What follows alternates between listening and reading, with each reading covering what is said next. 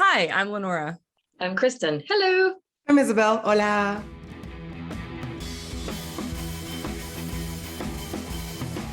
Hello, I am Kristen Tetzi, author of The Age of the Child, in which we learn not only that an abortion ban affects women and men, but which also asks the question, what if parents needed to get a license to have a child? Hi, I am Isabel. I am the founder and firebrand of the Uprising Spark. I organize and coordinate trips for child-free women around the world. I'm also the co-host of, not co-host, but the co-creator of Nunca Madres Child-Free en Español. Hi, my name is Lenora Fay. I'm a child-free lifestyle advocate, speaker, and moderator, and I am a co-founder of Childfree Media, which was the proud presenter of the 2022 Virtual Child-Free Convention, which you can now watch on YouTube. And we are the three founding non-mothers of Childfree Girls. Our guest today is Katisse Buckingham, who joins us from LA. He's a musician, actually kind of a famous one. There'll be some things that you know him from. And he is actually going to interview us. He sent us this amazing email a few weeks ago, probably a month ago now. And so we're excited to have you on the show. And first of all, tell us about yourself, your child-free journey, and then feel free to ask us the burning questions that you have for us. Okay, great. Well, I'm thrilled to be here. I'm thrilled to meet all of you in the same way you have met one another, as in not yet in person, but that will probably change at some point. I stumbled across the podcast, and I'd say about 8-9 years ago, I discovered the term child-free, and I was like, hey, that's me. That resonated with me.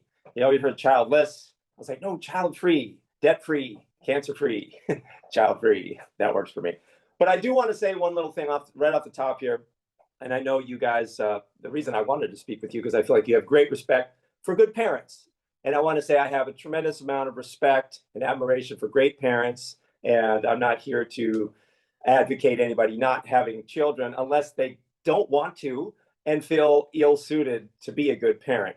Then I definitely want to encourage you not to do it, because you could have a fantastic, joyful, fulfilling life doing what you want to do. And if that is not it, please, listen and consider not doing that. One interesting thing, which I'm sure you all know about, is we reached a pretty grim milestone here. I think it's this month, right? Where we reach 8 billion people on Earth, right? Oh, wow. I think congratulations to us. Yeah, mid-November. And that's just staggering to me. In 1970, we had 3.5 billion people. We've more than doubled that, and the Earth is dying. And we really don't need any more people, especially ones who are not welcome by parents who don't want them. Mm-hmm. And I just kind of want to be a voice for people who think that that's not right for them. I have kind of had two lanes that I've traveled in my child-free life. One of them was not planning to have kids, and the other one was planning not to have kids. And that's it. That's been my two trajectories, where it just never seemed like something that interests me, and to the point where I'm like, oh yeah, I'm definitely not doing that. And that kind of brought me to here. Let's see. I'm an incredibly disciplined person, but I'm not a disciplinarian. I don't have any desire or energy to, clean your room, put on your shoes. Like, none of that stuff interests me at all. I'm very fraternal. I love people. I'm not paternal. I have no sense of I'm dad. This is my son and my kids, and that's just not a part of me. Same way maybe a woman wouldn't have that type of maternal feeling. I just don't have that. It's just not part of me. That's kind of been my path here. Plus, I've always just been super busy and super interested in things I wanted to do. One little trope I wanted to address was the old if you don't have kids, you're selfish. You're selfish, right? So pretty much everybody who talks about that's one of like the main three things. Who's going to take care of you? You're selfish. Like the little cliches. And for me, I always thought of that as like such a strange thing for people to say, right? So if you take the child-free person and you take the parent, I mean, which one of them is playing with blocks and Legos and Play-Doh and finger painting and, kindergarten ballet classes I mean, which one is, I'm not. So I'm child free because I do want to grow up, because I don't want to circle back and go through all of that stuff again that I did as a kid. I had a great childhood. It was awesome. You know, my mom, I pretty much was raised by my mom. Dad wasn't really around. But I had a fantastic child. I grew up skateboarding and surfing and playing music and acting, and it was fantastic. I don't have any desire to go back and do any of that. You know, pardon me. I've like, it's almost as though I spent 25 or 30 years of my life building this house, right, from scratch of my life. I want to live in that house. I want to experience that house. I want to be peaceful in there. I want to meditate. I want to read. I don't want to go next door to the dirt lot and build another house. You know, I'm an adult. Yeah. I want to be an adult and continue to be an adult. So that's what I think about, that you don't want to grow up because you don't want to have kids. It's just the opposite. I want to grow up. I want to be an adult in perpetuity, you know, once I reached, you know, adulthood. And it's allowed me to do what I want to do in my life the way I want to do it. And that's an important distinction. I'm a pro musician. I could be a pro musician and play a bunch of music I hate all the time because I have to support my family. I'd still be a pro musician, right? But I don't have any of that. So I can actually do just the music I like to do and work on the things that I like to do. And which has really kind of led to me being, you know, an elite level musician who's gotten a chance to do some pretty great things that I'm really proud of. I wouldn't have been able to do that if I had to just play, you know, weddings and bar mitzvahs every weekend to make money to pay for diapers. I just wouldn't have been able to achieve that. So I've been able to focus on just the things I wanted to do to become the artist that, you know, I've finally become. And I owe a lot of that to being child free, honestly. Kristen, you look like you had a question. Well, before he answered, before you went into bar mitzvahs and weddings, I was thinking, oh, ooh, that'd be interesting. Like, what kind of music would you be stuck playing all the time if you didn't have the freedom to practice the, you know, your unique art or whatever? Would it be there? I interviewed a guy whose name Mars. I'm gonna get his name wrong, and I should have it because I interviewed him a couple of years ago for the paper. But he was talking about how he's also a jazz musician, and he was told by his father or somebody that, you know, if you keep playing what you're playing, you'll be really successful. Like, you're guaranteed to be successful. And he's like, yeah, but if I keep playing what I'm playing all the time, I'm not growing as an artist. I'm not exploring. I'm not experimenting. I'm not, you know, it's like you suck all the fun out of your talent if you're stuck doing something just because you can, just because you have it. It's like a technical ability that someone is using you for rather than something you're creating on your own. I just think that would be so miserable. Interesting. So just because you can, even though that's the thing that you like to do, is that what you mean? No, he was saying that he didn't want to keep, he was told that if you keep doing what you're doing, you're guaranteed to do well. Okay. Like, if you keep playing this exact same music that everybody expects. And he wanted to play the same genre of music, but he wanted to try different ways of doing it and do different things with it. And, you know, he wanted to explore his own artistry rather than, you know, do the same old guaranteed income. Right. Like you would have to do if you had kids, I guess.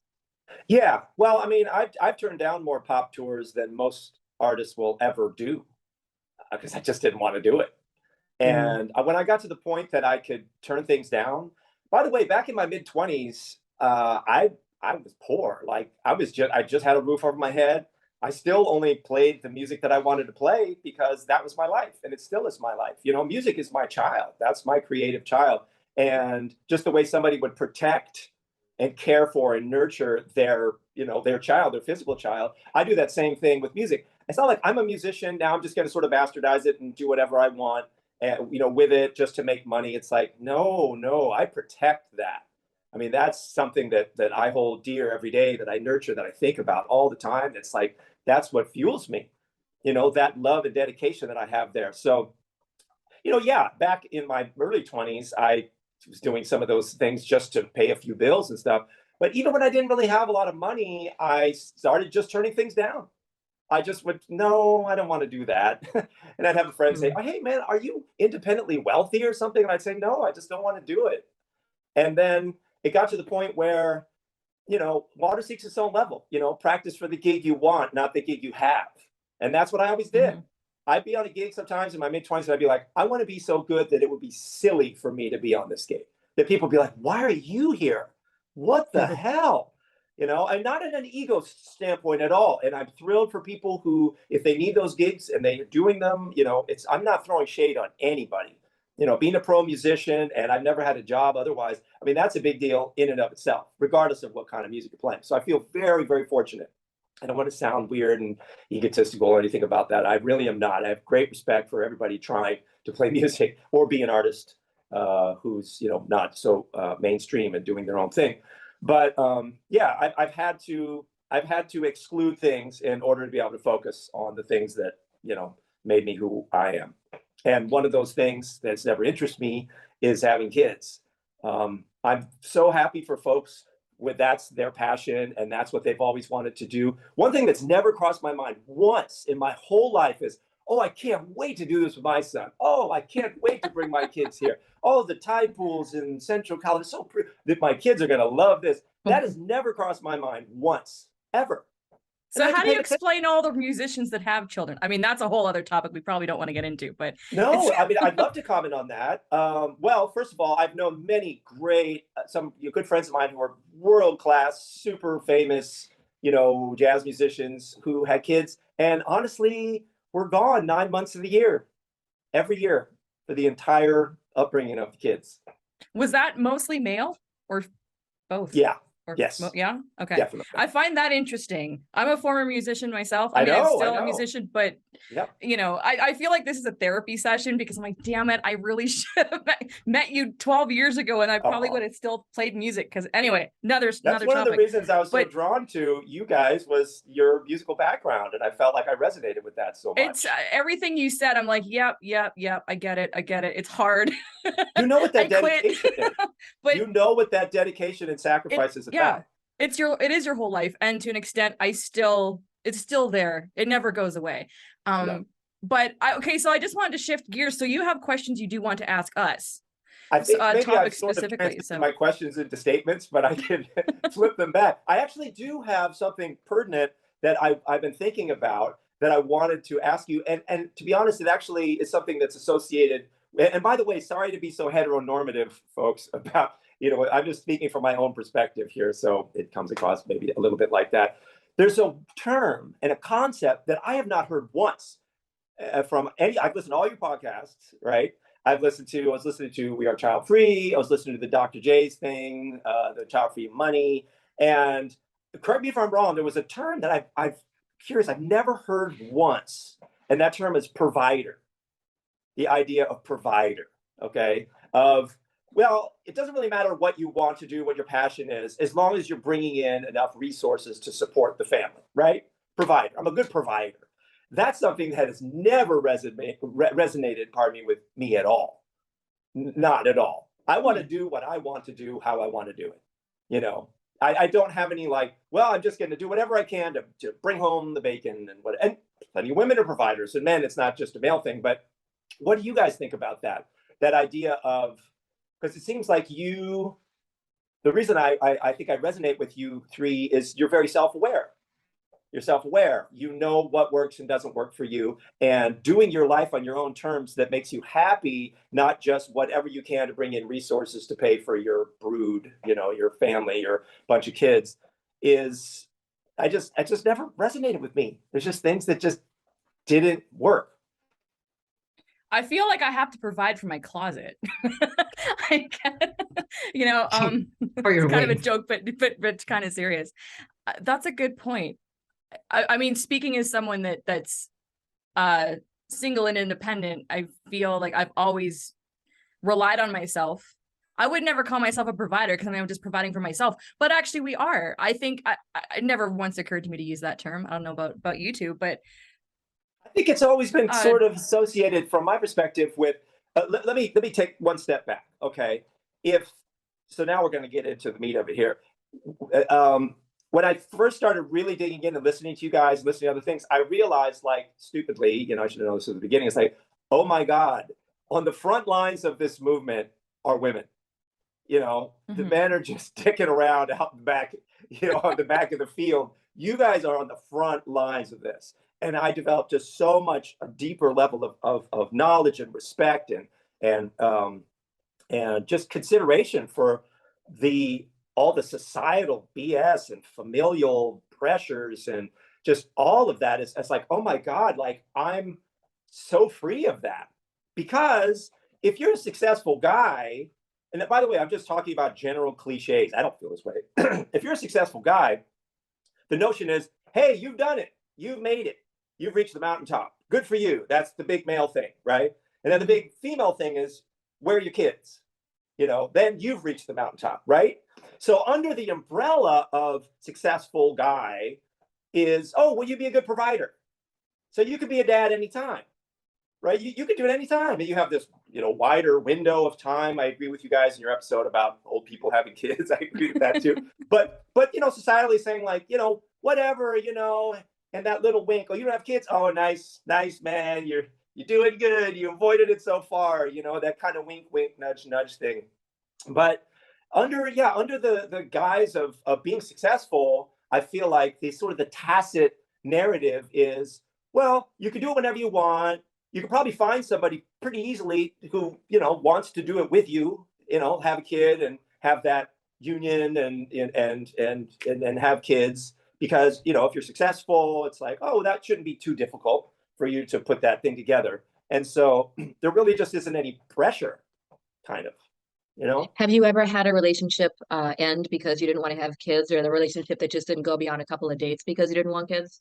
Absolutely. I had an 11-year relationship that ended because, and I've always just been like, I don't want kids, that she came to me at one point and just said, I know I want to have a kid. I just know that in my heart. And I was like, okay, go do it. You know what I mean? That's a deal breaker for me. That's just, I've never felt, because this is the thing. And I feel the same way about you three. I don't know how you feel about me saying this, but you probably hear this all the time. You'd all be fantastic parents. And I'd be a fantastic parent. I really would, because I'm caring, I'm dedicated, I'm focused, I'm generous, I'm loving.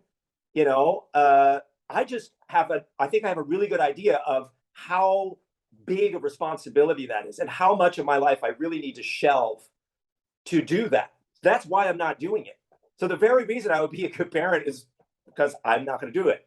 And I feel like you guys are all so kind and thoughtful and contemplative. I mean, it'd be amazing, but how big a deal that would be.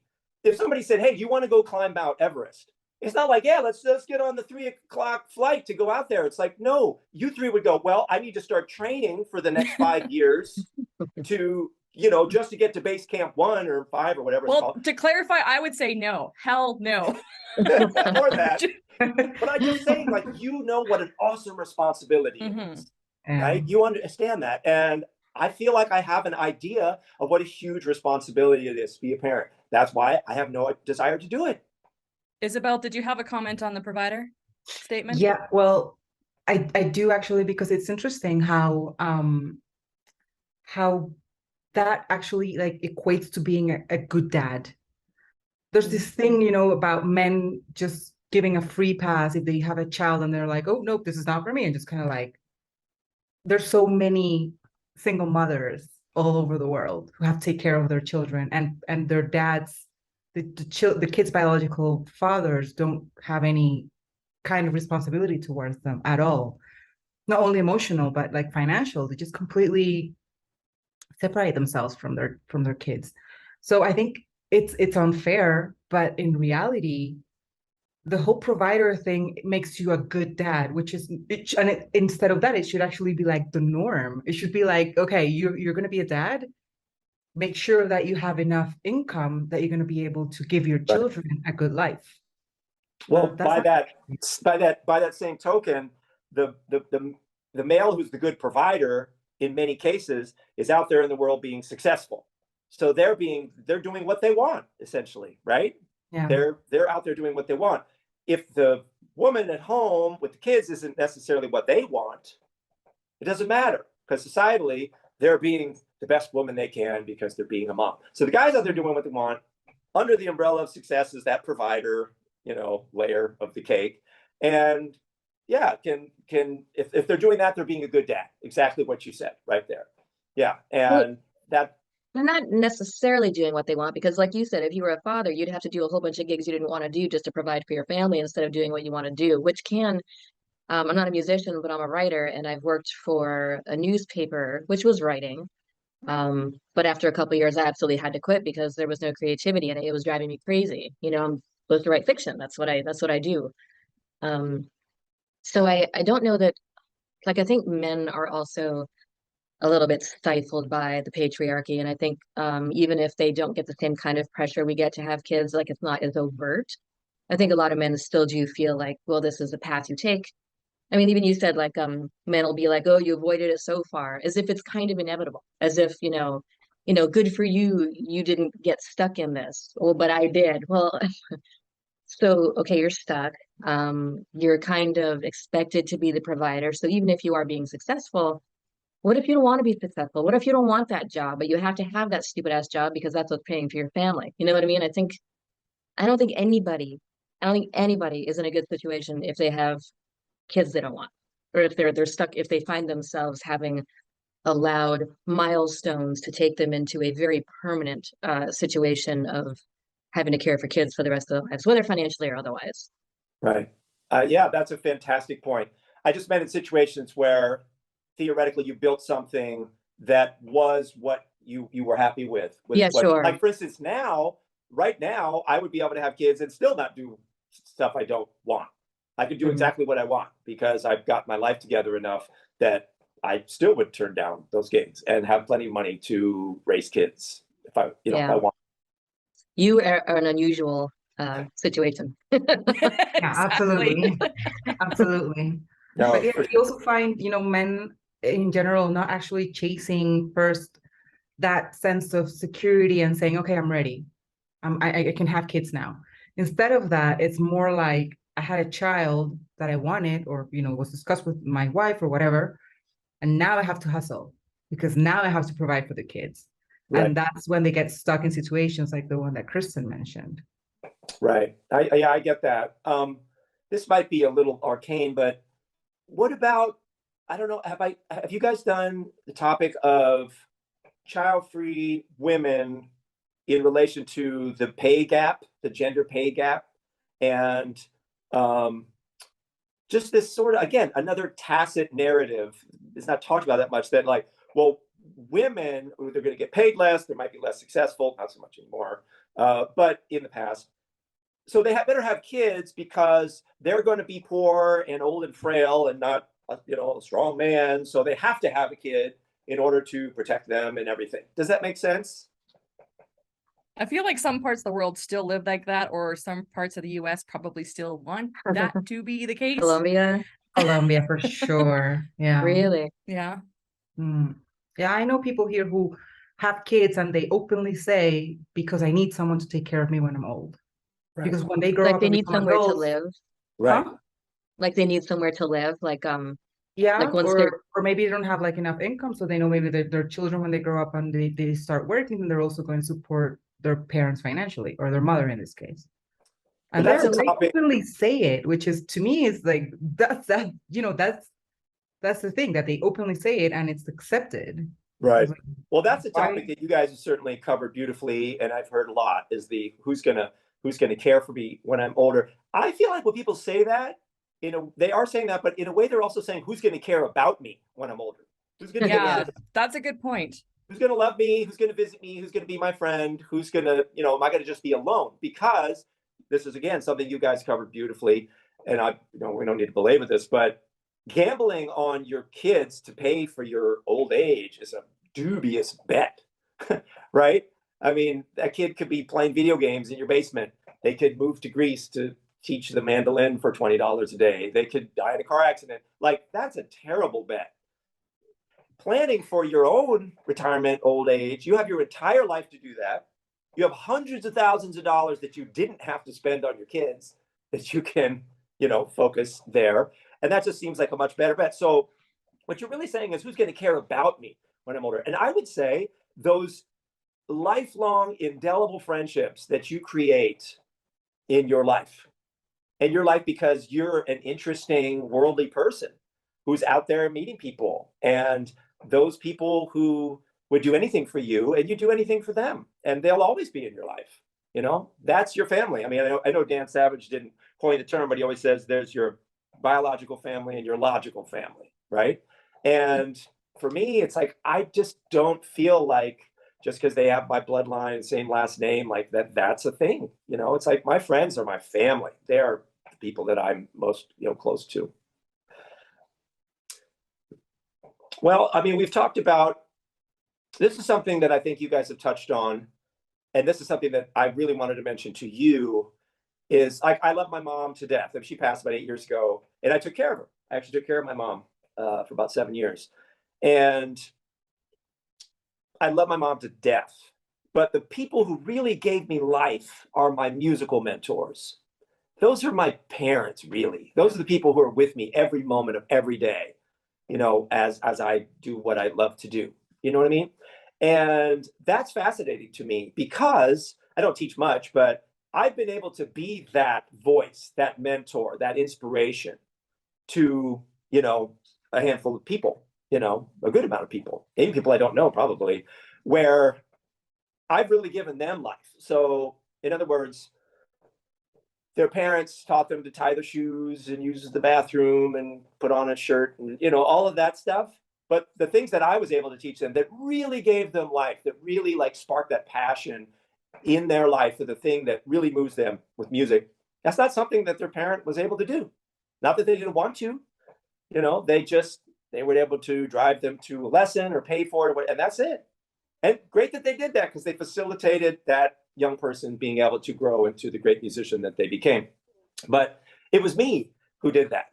So the reason I was able to do that is because I didn't have kids, because I was able to develop a level of artistry through lots of sacrifice and focus to be able to be that mentor. So by not having children, I was able to have many children. They weren't my biological children, And they would see me as, they would say, you're with me all the time. You're like, just your voice, your sound of your instrument, that's something that's with me every single day. And that's, that goes beyond biological kids and creative kids, Do you guys have any thoughts about that? I love it. I'm still in touch with some of my students, and they're in their mid-20s. Some of them have kids now. I still get, are you going to teach? I'm like, nope. I've got my, I now know what I want to do with my life. But it is, that definitely resonates. It was the fun adult aspect of, being an aunt for one, but also being a teacher that I loved because of that. My most predominant, or the one that influenced me the most, she's passed away for years now, was my second piano teacher. And she is always with me. She was the one that told me, one day I will see your name in lights. She wouldn't, but that spirit is always there. Yeah. So I get it. And I feel like, when it comes to the pronatalism, you must have your own kids. That's the only way you're going to, make a difference in the world. It's such BS, because I think all of us, it doesn't even have to be about music. A lot of us have mentors that are not related to us, that have shaped us in exactly the ways you're talking about. And, to me, I never wanted to be the parent role, teaching people how to be human. There's other ways of doing it and contributing to it. And I think that teachers and mentors do not get enough credit, whether they're child-free or parents. They do not get enough credit for how they shape all of us and how we in turn can shape other people in our ways, right? We don't have to be teachers. We can write books, we can do podcasts, we can do many other things. Yep. And it doesn't stop at childhood either. That's the thing for me. Sorry, another tangent. It does not stop at childhood. It goes into adulthood as well, as for how you can influence people. So I just feel like this it's very important to share that on all aspects, whether you're the beneficiary or the one that is the teacher, that there are so many ways to contribute to humanity in powerful ways, and the ripple effect is massive. And you just mentioned some of the basic life skills. I had a friend, I haven't seen him in a while, but I've known him since I was 13 years old, and he has 2 kids that unfortunately harpooned his whole marriage, and that fell apart, which I've seen with a lot of my friends. The marriages didn't survive having the kids. And he told me one time that he went to bed one night because he had taught his son how to tie his shoes. I bet you tie his shoes a minute ago. And he said that he was laying there in bed and he was going, I taught my son to tie his shoes. Like, he thought that was so profound. He like circle of life kind of thing, like, wow. And I said to him, I was like, that's great, man. And in my head, I'm like, fuck, he cares. Like, I was like, that's so mundane to me, right? But I have instances where, I mean, I don't need to say any names, but like, I had a student who actually is a pianist, who's one of the heaviest jazz pianists on earth and well known. It's incredible. And he was a student of mine because I taught some of my old alma mater in high school, high school for the arts. And he came up to me after a theory class one time, and he was like 17 at the time, 16, 17. He came to me and he just went like, because the stuff I was working on in that class that day, he said, you've completely changed the way I think about harmony and chords today. Just like totally changed that, right? And so that's the tie the shoe for me. I'll never forget that. Because I mean, he was great, but you know, we didn't know he'd become as great as he has become.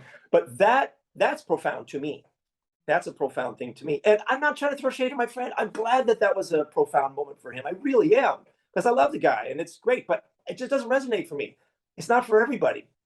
You shouldn't underestimate the value of knowing how to tie your shoe, because you probably wear shoes that you tie every single day, and it's critical to not tripping, to keeping your shoes on. It's true. So it does have lifelong value that I think we just don't think about because we learn it so young. You don't, I mean, you don't, every time you tie your shoe, you don't think about your parent who taught you that, but it is very important. That's all I had to say. That's right up there with the celery thing from our Halloween episode. Yeah. Celery is good for you. Can I ask you guys a question? One of your podcasts, one of your topics I thought was fantastic was, what do we like to share? What about sharing? You know, what do we want to share? What do we not want to share? You don't want to have kids because you don't want to share. And I wanted to just like leap right into that podcast and comment, because I have something that I don't want to share. And what that is my imagination and my thoughts. Not that I don't want to share my thoughts in terms of talking. Obviously, I'm being very verbose here. What I mean is, I need to have silence and stillness to be able to hear my thoughts, to be able to experience my imagination. I can't have constant talking, constant noise and screaming and running and crying and questions. And I can't, my brain is, I'm just like the grain of sand is one at a time through the hourglass. I'm not a multitasker. I'm incredibly focused. I have the ability to focus, but I can't do that. So that's the thing that would be stomped out for me, is my imagination and my thoughts. And that's what I just won't give up. I just refuse to give that up. I love that. Because I chat to myself all the time. I'm like, Lenora, shut up. You gotta focus. But no, it's true. I never, yeah, yeah, that's a good one. I mean, are you guys, do you do well with all of that stimuli and stuff? Some people are charged up by it. That's the first question I think I asked you on that epic email was, if I'm not mistaken. And I think you covered that on a topic. No, you covered introvert. Excuse me, that was the first thing. But one of the things was, for some people, and you know those people, just talking, just small talk, any kind of just chatter, that charges them up. You just see their battery life just going up, right? And you get caught in those conversations. Like, oh my God. For me, it's like, ooh, low power mode, kryptonite. I love talking about things I'm really interested in. As you can tell, I'm very animated and excited to talk to you guys. But if it's small talk and it's just chatter, I just roll into a ball and die. I just can't do it. So how's the weather in talking LA? at you? It's different because like that kind of talk is talking at you. You don't get to participate. It doesn't have any meaning. It's just, this is what I did today. This is what I'm doing tomorrow. This is what I think about this. And none of it invites you in, and none of it gets anybody like really engaged and excited about anything. It's just talk. And which is, I think, what kids do, because I mean, as they should be, because if they're growth stage, they're very self-absorbed, and you know, they don't know how to engage and take an interest. So yeah, adults who do that, anybody who does that is just like, right. Well, you three think that, I mean, I know from listening to you that silence and stillness and free time is gold. It's like you come alive, your heart leaps, your imagination soars, and you do all your great projects and stuff. And that's how I feel. Some people I feel and this is another thing I wrote in that email, in silence and stillness, they feel bored. I'm sure you three are never bored, ever, not for 1 second. I'm never bored. I haven't been bored since I was 5. Like, I just never. So silence, they feel bored, they feel anxious. They feel like, what do we do? It's almost like you have a conversation and you have that awkward moment of silence, and they have that in their life. If there's not stimuli, if there's not, commotion and things going on, And I'm just the opposite of that. Like, I just love it. Oh my God, I have an afternoon off. I can practice. I can, go do stuff with my dogs. I can, sweep some leaves in the backyard, like in silence, in stillness. Plus, and this is, I'll let you comment on that. But another thing is like, I have a great appetite for learning. I have to learn all the time. Like, that's like a shark. I just got to keep moving through information and reading and listening and contemplating. Like, I wrote 2 pun books, which you guys can check out. They're on Amazon and Apple books. That wouldn't have happened if I couldn't access my imagination and my thoughts, if I didn't have silence to be able to ruminate over these things. And anyway, but what do you guys think about that? I mean, what are your experiences, and how do you interface with silence and stillness?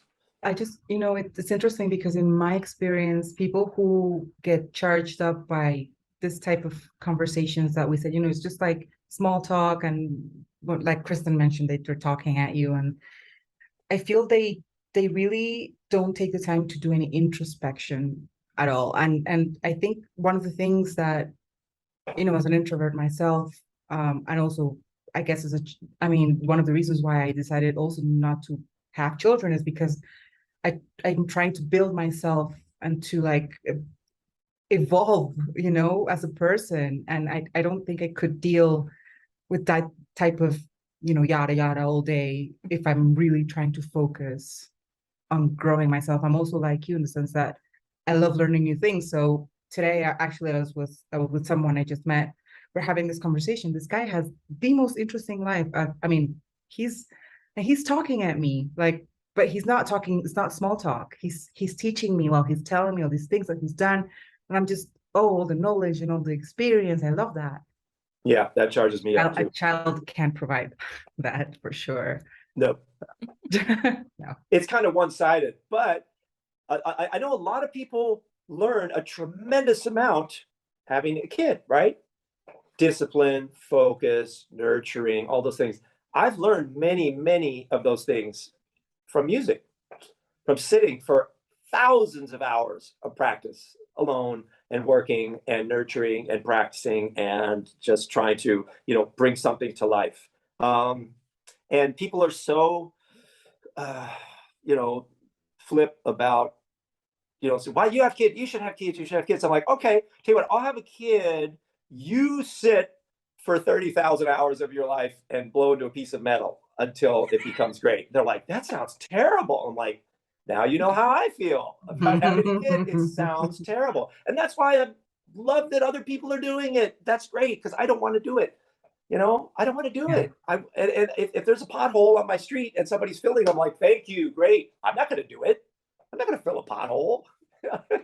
There's no calluses on these hands. But I'm glad somebody's doing it, and I hope they're getting paid well, Yeah. Wait, you don't get calluses from being a flautist? How do you get away? That's why I can't play the violin right now. It's because I've lost my calluses. Oh, you need the calluses for that. I know. Okay. That's painful. Okay. I didn't realize you guys don't have them as when no, I play the it's clarinet. very light touch. Very light touch. So I have a question for you, Katisse. How do you feel about people who say, oh, being a parent makes you a better person? Because we hear that a lot as well. Well, okay, let's unpack then what is a better person. So a better person would be kind, generous, forgiving, patient. I mean, if you have those qualities and you've worked them out in your life in various trials and tribulations and various relationships in creative practice, like learning an instrument or whatever, learning calligraphy, there's lots of things that can bring that out in you. There's plenty of parents who are terrible people that never, they never develop much at all. I think for a lot of people, yes, it does make them a better person, but kind of trial by fire, really, like they went into it and it was so frustrating for them because they're probably ill-suited to do it in the first place. And so much frustration that they put down some of their baggage. They had to become more patient because it was just so frustrating and so chaotic that they came through outside the other side of the walk of fire, and they became a better person. It's like, not everybody needs that to become a good person. If you lost your wallet with $1,000 cash in it, you would want me to find it because I would make sure that you got it back with every cent. I mean, for me, character is the thing you do when nobody's looking. And I don't need to have kids to learn that. Being a good person, to me, to being helpful and kind and loving to others, to always being like, can I help you? Can I help you? That doesn't have to happen in that way. It could for people, but not everybody needs that, I don't think. I do actually want to ask you something, if you don't mind, if I may. Wait, I have a question first. Yeah, go I ahead. have a question for you because you seem like you're probably very busy. What was it about the child-free conversation or existence in general that because you said earlier you've listened to a lot of podcasts. I mean, just a bunch of different child-free conversations. You've listened to more of ours than probably most people have. I love So it. what is it about it? What is it about it so that I don't know, what interests you so much about it? That's a wonderful question. I think because I'm a super analytical person, I want to know why. That's part of the desire for knowledge that I have is why. How does that work? Is the same as why am I like this? Why am I not like that? And I know that we're in the minority. I was really interested to hear that, what did it, 25, 27%? Didn't Dr. J say something like that about people who identify as child free? I would have thought it was 8 or 7%. I thought I was in this teensy minority of people, right? And I wanted to know why. Why am I different? Why doesn't this resonate with me? And so that was mainly that kind of curiosity. And also, I'm really interested to see, psychology in general is super interesting to me. I feel like the needle's moving. The tide is turning on these old tropes and these old ways of thinking, things that were sort of not even questioned a long time ago. Like look at great TV show Friends, right, and Seinfeld, classic TV shows, right? Y'all love Friends and Seinfeld, right, back in the 90s. Now try to pitch a show now that had 6 cisgendered straight white leads, followed by a show with 4 cisgendered straight white leads. You get laughed out of the pitch room. It just wouldn't happen. Like what I'm saying is like that diversity, even on a performative level, like in TV, like that's changed. That all of that has changed, right? And so when I got to the point that I started listening and learning more about this, I first came into it like, why don't I have this desire? What's different about me? What's weird about me? And then, like I said about half an hour ago, it's like, oh my gosh, women are 100% on the front lines on this. And I'm just sitting back here at a picnic table. And so then I kind of came in as an advocate, really. I feel like there's 3 negatives that are happening with, unwanted kids, with people who are ill-suited parents. There's really 3. You have a bad parent. You have a shitty parent who's, resentful and distant and angry. So there's one. You have an unwanted child. That's another negative. And then you have another human being on the earth, creating pollution and zapping resources. And we really don't need that. We just reached 8 billion people. So let's really have people try to be like, we talked about having a test to see if you're allowed to have kids. I think people should at least take like Myers-Briggs type surveys. I even started writing one up, just anecdotally myself, that I wanted to send to you 3 because I know you do an amazing job with it. Just kind of that kind of idea. And I don't want it to be super pejorative. I don't want it to be like, do you like a clean house? Do you like a house covered with vomit? And I don't want it to seem Please send us that survey. We will make an episode about that. That would be amazing. Right, because there's like something that really seems balanced that anybody who is a parent, not a parent, can go, yeah, that seems like a balance. I really need a lot of sleep, to feel happy and healthy. The other side is I do pretty well with less sleep. Mm-hmm. And just have like question after question, and you could identify highly with this or nothing, like neutral in the middle. And I feel like people go into, I think it was Dr. J who talks about that script, and maybe that's the term you mentioned, right? It's in high school and then college, and then you get married, you have the job, and you have the kids, and then you retire, and then that's your script, right? And that script doesn't necessarily work for everybody. It just doesn't resonate with everybody. And following your own script, I just love to see more people feel empowered to do that. And a survey or something like that where they can go, wow, this thing says I'm 20% should be a parent and 80% shouldn't. because of, you know, the way I feel about this myriad topics. I don't think people put much into it. And there's one thing, Kristen, did I address what you had said? No, We because have there's something time I for definitely one. want to ask you. Yeah, please. Yeah, one more question. Yeah. You ask the question, then we have to wrap up. So go ahead. Oh, okay, great. This is important, and it's probably a whole nother episode. And I'm just so curious about it. It's like my ex, who was, you know, 11 years in. It's like, now I know, because she didn't like kids at all. Now I know when I have kids. And that biological clock thing, the again, it's the biological clock. It's a biological function, right? For some people, for some women, to want to have kids at a certain point, right? Am I wrong? Apparently, we're not the ones to Not me. ask. No, but in general, right? I mean, it's a biological function, Possibly. right? It's a biological function. Yeah, yeah, it's Sure. a biological, Right. yeah. But so is desire for sleep. So is being Right. hungry, right? All of those things are Mhm. biological functions. You can be aware that you are experiencing this biological function, right? Objectively, and you can be in control of what you do about it. So if I'm hungry and Kristen's sandwich looks really great, you know, I go, oh, I'm going to go get a sandwich. Or I could run up and grab her sandwich. Like, No. I got to ask permission. But that's the point. You can say, like, I'm realizing that I have this biological desire. I see a child now, and I didn't used to, and I get flush, and I have this reaction. It's like, that's a biological function. And, you know, be aware of it. You don't necessarily need to act on it. You know, I don't want to be weird or crass, but guys have biological function too, to have kids. And we all know what it is. You know what I mean? Right? Seriously, every woman we find attractive, it's like, that's a biological function. We're not trying to do that. We're not actively going, I am attracted to that woman. Now, turn on switch. It's a biological function. But what you do with that is what defines your life. You know, for me, having a committed relationship is what works for me. And I'm not saying everybody needs to do that. Like, that works for me. I see women I'm attracted to all the time. I don't do anything about it. Hello?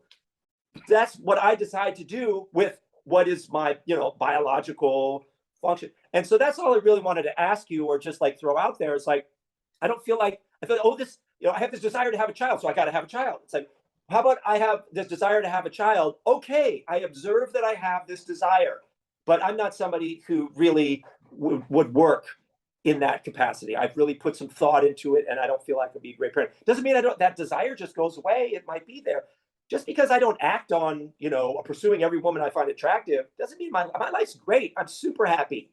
If you're not miserable just because you don't follow your biological functions and desires. And that's, I don't know, it's a strange question, but what do you guys think about that? Just real quick, that urge to that what you're calling this biological urge every male has to, let's say, copulate with a woman he finds attractive is kind of like a random biological urge to have a child, which is like, you're not imagining the next 10 years with this woman and all the complications that go with the relationship. It's just like this and out. Absolutely. And so when people have that quick, you know, I need to have a baby, whatever hormonal thing it is they experience that I'm not familiar with, it's not realistic. It's not long term. It's not all the relationship stuff that goes into it. It's just, I want baby. It's like this whole symbolic thing more than it is a real lifelong, yeah, I want to be a parent for the rest of my life and do all the stuff that goes with parenthood.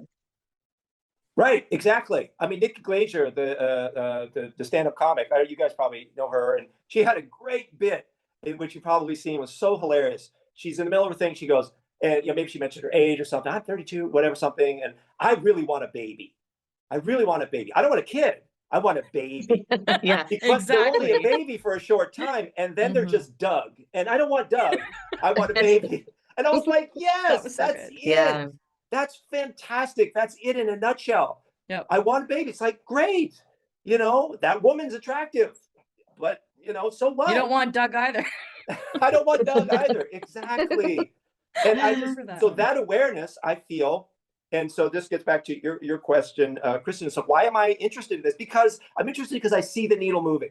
I see awareness growing. And I see this movement, and I feel like kindred spirits here, you know, especially for an earth that is just dying under the weight of so many. Oh, it just drives me crazy. Isabel, I love nature so much, and it just drives me nuts. Isabel, did you want to answer or share your thoughts before we wrap on this There's lesson? just it's interesting that the human reproductive organs, specifically the uterus, well, yes, it has some functions that have to do with releasing hormones for growth and whatnot. But the main function of reproducing, it's not like it's necessary to use it for that purpose. And I feel that even though it is a biological function, and I agree with Kristen, I'm not familiar with that at all either. I've never had baby fever. They call it baby, but I don't know. um I feel that, like you mentioned, like if you let yourself be carried by your biological impulses and not rationalize what's happening, especially when it comes to another human being that you're going to bring into this earth and you're Yeah. going to be parent forever, then I mean, I feel that people should be more aware of that for sure. That's wonderful. And you mentioned the other human being. If I take Kristen's sandwich, that's another human being that I'm affected. It's brought into the fact that I'm hungry, right? So Yeah. no, I'm going to go buy a sandwich. I'm going to make a sandwich because I don't want to negatively affect her by doing that because I'm hungry, No. so I'm going to steal her sandwich. And that is absolutely exactly it. Bringing another person into the world that you haven't really thought, they might. And by the way, I'm going to just say one more thing about biological function here. And this is sort of a thing that I think most guys are a little bit irritated about. And maybe you can, comment or not. We talked about, the men's biological function, right? And desire to reproduce and how that manifests, and women's desire to have a baby at some point, maybe, right? The women's desire to have a baby is seen as beautiful and nurturing and lovely. And then the guy's desire is just sophomoric and stupid and juvenile. They're both the biological thing that we've been, imbued with to try to propagate the species, which we've done an incredible job. So we have 8 billion of us now, right? But so often, mother's beautiful and men are stupid idiots. It's just the same thing, just from a different, we had different chromosomes, so we ended up here. What do you guys think about that? I mean, We'll both serve an industry, right? Motherhood is romanticized. There's a bazillion dollar industry around that, and then there's condoms. Like, I mean, there's money to be made on both Right. sides. So Right. what is it really about? I For just guys, it's and so I have to do this. I wanted to throw pet owners under the bus. It's like, you don't have to have a pet either, because I just think I'm famously pet free by choice, and I just think it's funny with quickly back to the alone time, quiet time. And I was watching, Isabel did a really good Instagram live the other day, and I could hear one of her dogs yapping in the background. And to me, that drives me absolutely nuts. I didn't say anything, but I'm like, oh my God, this is why I don't have pets. I can't get up and feed something in the morning. I can't, I just had to throw that in there just to bug you guys, because I know you're all pet owners. And I appreciate pets, but I don't want them in my house myself. So I just have to shout that out because I know there are some pet-free people who do. Right. And that's awesome. And that's great, because if you had one, you probably wouldn't like having it. You probably maybe would neglect it and feel, bitter well, for having I this. wouldn't neglect it, but I would be resentful that I That's need what I meant. it's and that's Right. very similar to children. Exactly. I probably would be a good mother because I had a dedicated mother myself, but I knew I didn't want to do that. But it's the resentment, and especially, I mean, anyone can feel resentful, but I feel like creative people, if we're not able to figure out a way and spend time to develop that creativity, we get resentful and we get mean, and we're very much Kristen getting her sandwich stolen. Like, that's how I feel, Right. So I have resented my dog. You have? I have resented my dog plenty of times. Yeah. Like she's like, I can't just have a day. I can't have a full day to myself. Right. I have to walk, or I have to take her somewhere else. It's like, I have 3 dogs, and they're my kids. Sorry, I love them to death. I love her. Like with me, they're like awesome. But if they made a peep, I'd be like, lay down. Like, they're super disciplined, Yeah, for sure.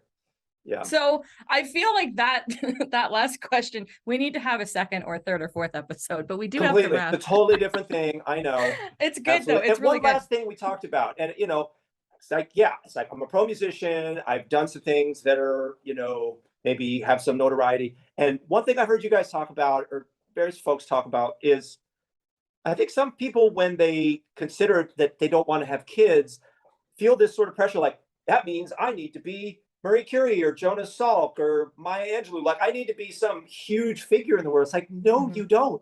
You need to be a person who knows that if you're allergic to strawberries, you shouldn't eat strawberries. That's it. Yeah. If you like quiet, if you like to read, if you like to take walks, if you like to just be chill and have your little life and be happy, that's all you need to do. Don't feel some giant pressure to be, some huge artist or some well-known whatever, just because if I don't have kids, I got to do something huge. It's like, no, you don't. You need to be happy. You need to listen to what works for you as a human being, because we don't need more shitty parents. We don't need more unwanted kids, and we don't need more human beings. Right well, now. On that note, that's a perfect way to wrap. First of all, thank you for joining us today. This has been awesome. Thank you. And thank you for that really amazing email that we still have to probably turn into several other episodes. When you did that show, by the way, I was like, she talked about me. This is my question. There'll be more coming. So how can people reach out to you? Where can people find you? Katisse.com is my website, and my records are on there. I mentioned my pun books are on there too. And you can see long list of all the movies and records that I played on. My Instagram is @Katisse, Katisse, and reach out and say hi. If you like jazz and hip hop and world music, and I play flutes and saxophones, you'll probably dig what I do. And check out my records, and maybe come to a show if you're in LA. I tour and play, around the world as well.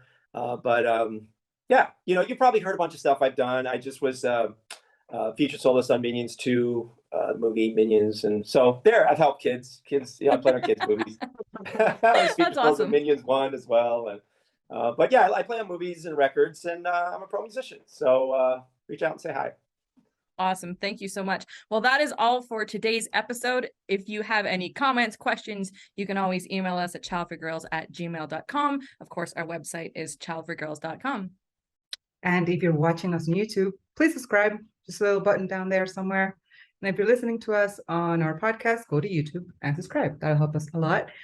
You can also review our podcast on iTunes and I think Spotify as well. Spotify, yeah.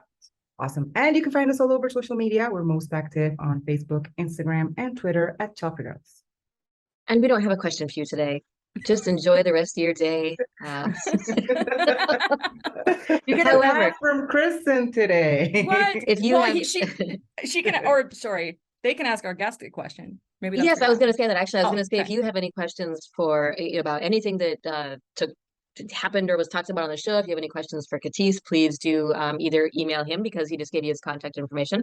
I don't know if I should be giving permission for you to send your questions to him without his consent. Yeah, I'd love to engage anybody who wants to talk about anything about like this stuff or whatever. Very cool. Or if you want to ask us, you can put it in the comments below, or you can send us an email at childfreegirls@gmail.com. Don't forget to tune in a couple of weeks for our newest episode. Bye. Bye.